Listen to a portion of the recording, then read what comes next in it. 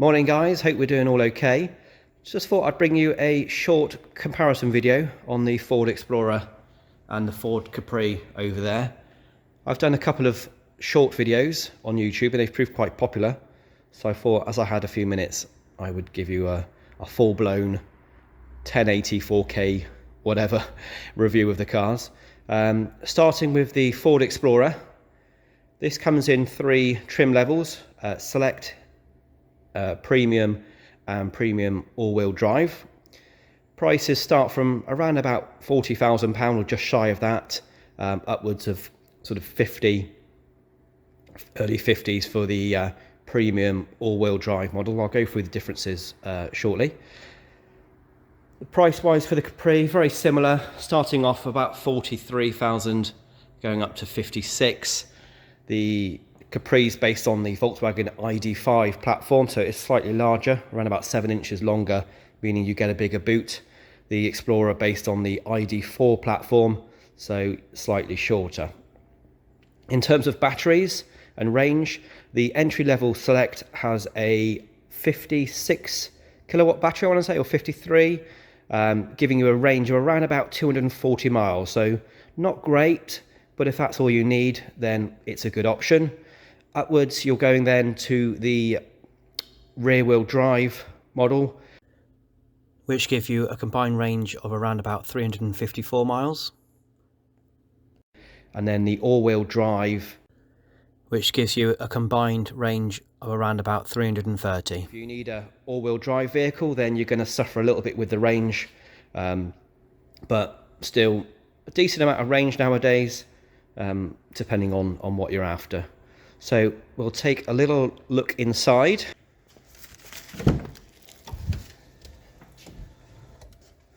So I'm really impressed with the interior of the Explorer and the Capri for that matter. You've got a large multimedia screen inside. Very little turny knobs, I'm afraid. It's all very much touchscreen, which is the way of the world at the moment. You've got your buttons on your steering wheel. You've got your wipers and your indicators on the left, and you've got the stalk to switch between different drive modes on the right hand side. So yeah, no clunky gear lever or handbrake. It's all automatic, which is, yeah, how it is nowadays. Electric seats, and yeah, just a nice place to be. Plenty of storage, cup holders. You've got some storage here. You've also, if you lift this up, not sure if it's going to work because it might be locked, yeah, but if you lift this up, this screen goes up and there's more storage behind there. Standard glove box. But yeah, there is quite a lot of storage space in here. Like I said, very similar to the Ford Capri. I believe this is the Premium, although it doesn't have the panoramic roof. So that may be an optional extra.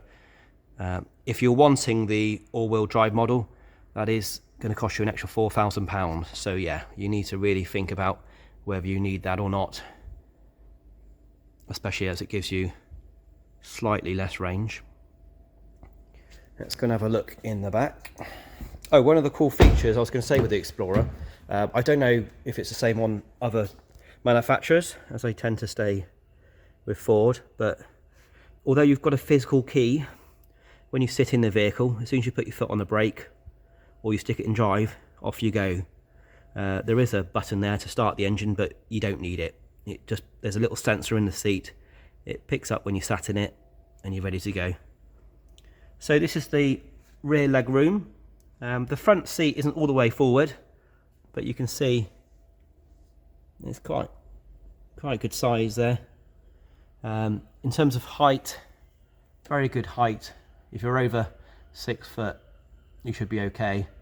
I think the panoramic glass does give you a couple more inches if required.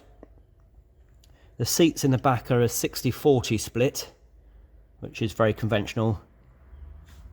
I know a lot of other manufacturers are choosing the was it 40-20-20 split, I think, or 40-40-20, I can't think.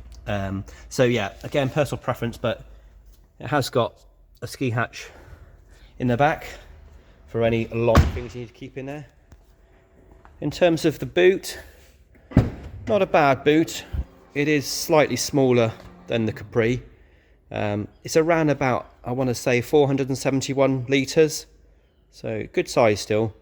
And these seats do fold flat, and that will give you an extra 1,000 litres of space if required. Someone did ask me on Twitter the measurement between the front seats and the back here for a bike, so I will find that out and I'll put it on screen shortly.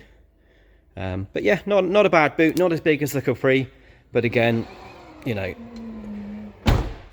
it's whatever suits your needs really. So although these cars are very similar in numbers,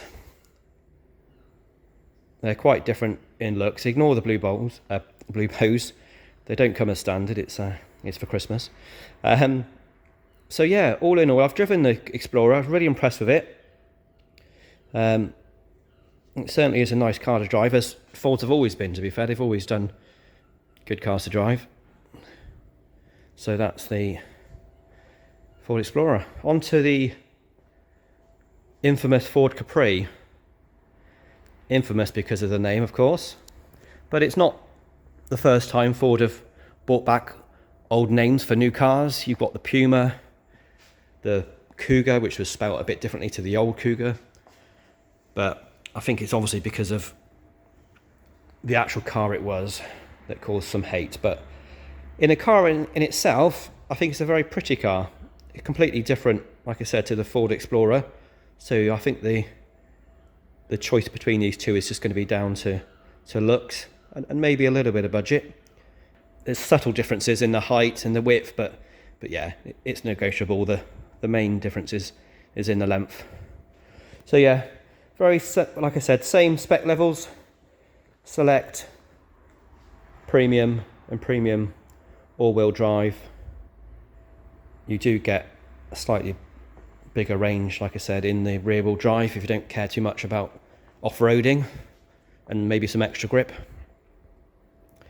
Let's take a look inside. So you'll see it's similar inside again to the Explorer. Same sort of layout in terms of cup holder storage, big screen, steering wheel. I mean, it's near identical really. You'll probably find there's a little bit more interior space in here than the Explorer. So if you're a giant, you may want to try before you buy, in terms of seeing what's best for you.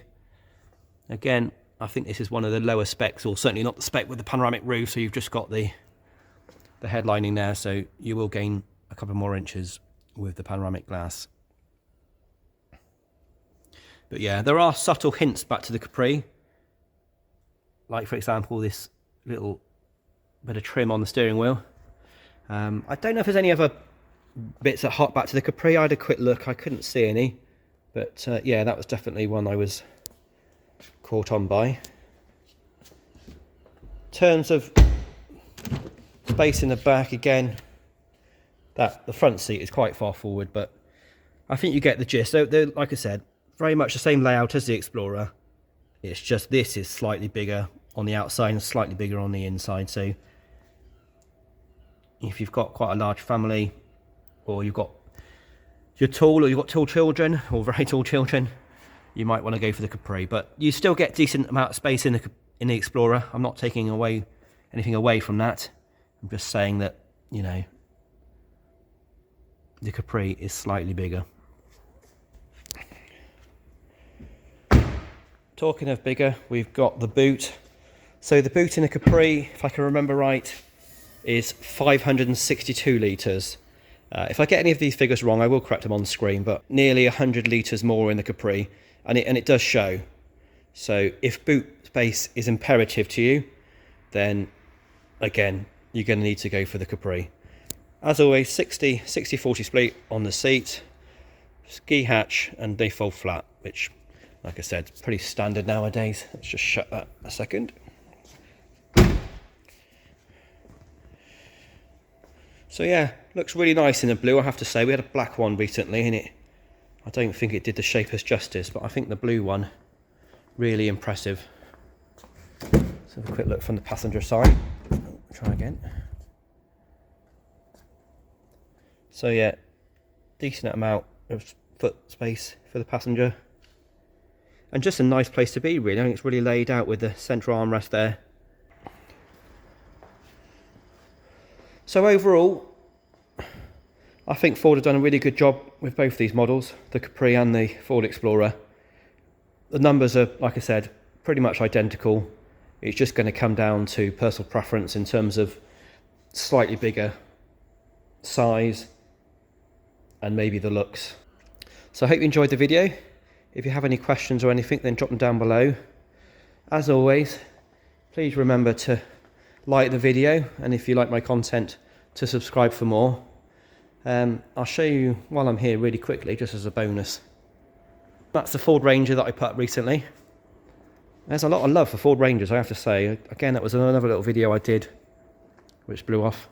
The Focus there, Ford have, we're going to stop making them at the end of this, or end of next year, I think it is. So if you want a brand new Focus, then you better get on with it. What else have we got in the showroom when we're here? A couple of brand new Ford Pumas that I think are going out today, hence they're in the showroom. Over here we've got the brand new Ford Cougar. I'll show you this one if you want to, because it's always quite popular at the moment. So this is the new shape Ford Cougar. So Ford have done a bit of a shift up with the design, so they've put the Ford badges here now as opposed to on the bonnet. They've got a slightly larger grille. But yeah, really nice car. That's some information on it there. This one's got the 2.5 litre plug-in hybrid, and this is also the Active, which I think is a lower spec one. Yeah, because it hasn't got the panoramic glass, but yeah, still nice. So you can see the difference obviously between these and the Ford Explorers in terms of sort of the layout, the way that Ford are going with it. So yeah, they've got a slightly smaller screen. You've got the gear selection just down there on the center console. But all in all, a nice car. Oh, just very quickly, just on the Cougar, well, I've got it here with the boot open. A really good sized boot.